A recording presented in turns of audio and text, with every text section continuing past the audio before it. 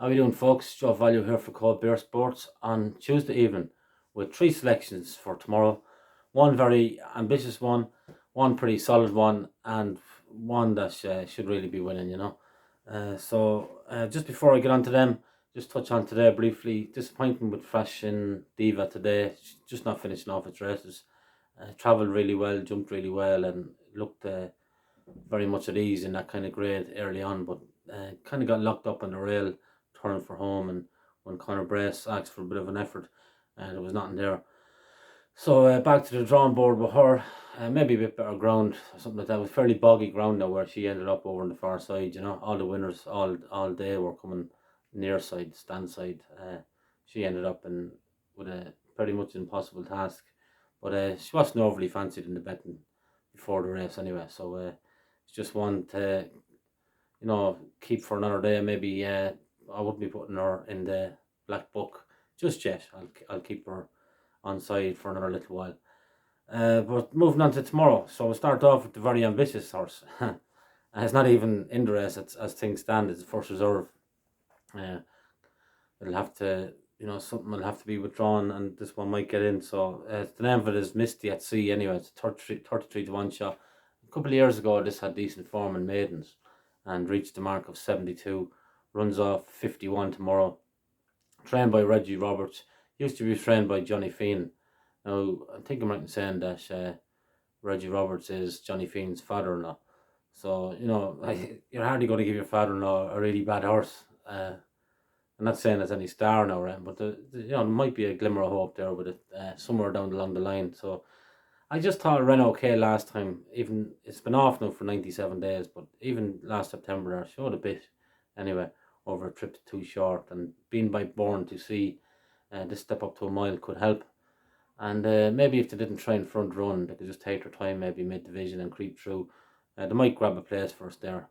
If the horse gets into the race, we're not even sure whether it will or not. But it's first reserved, so there's a bit of a chance that it will.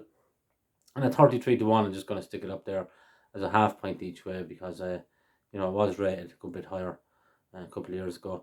Obviously, it's had its problems, lightly raced since, but you'd wonder why they're persistent with it if they thought wasn't worth persisting with. So anyway, that's Misty at Sea in the 315 Dundalk. Small stakes, big price, you never know.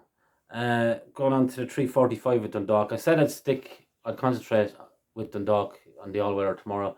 These jump meetings are definitely in doubt with, there's two inspections going on, so there's every chance that the meetings won't go ahead, I think.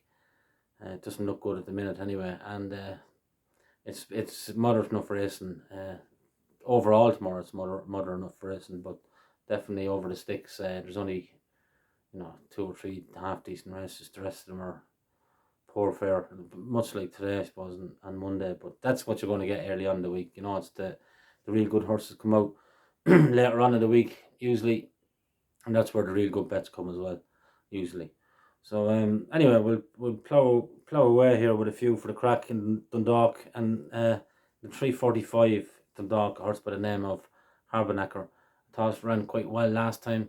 Has decent form up around Dundalk. Travelled away and lovely the last time, and hit the line quite strong.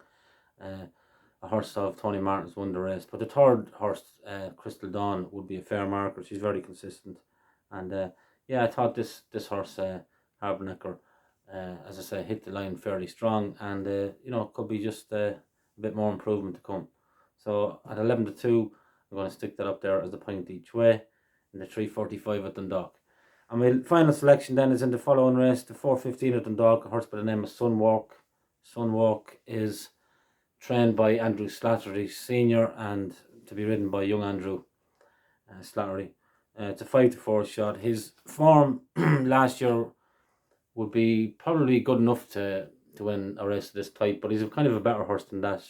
Andrew Slattery's horses were struggling last year. He said so himself after an interview there with Do It For Andrew, who won up in the Dundalk twice recently. He said his horses weren't 100%, and they changed around a few things, and they've done really well with that Do It For Andrew. So I'm just wondering, have they changed up a few things with this Sunwalk as well, and if he shows the type of improvement that Do It For Andrew did, he'll win this at his ease. Basically, you know, it's a very poor maiden.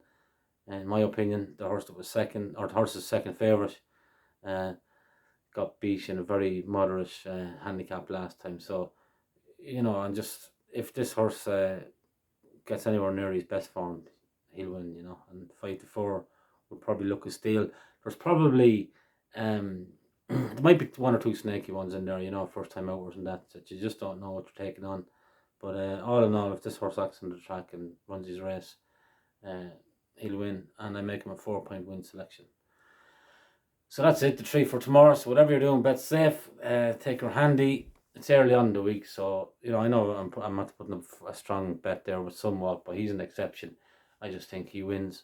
He should be winning anyway, and you know, tread carefully with the rest of the racing, because you know it's shitty enough all racing, and I'll be taking my time anyway, and you know, looking forward to the weekend. I definitely have one horse in mind where I'll be getting stuck in Cheltenham, and I'm sure there'll be plenty more. Alright, so thanks very much for listening. It's Joe Value for Cold Bear Sports. Enjoy the rest of your evening, and I'll talk to you tomorrow.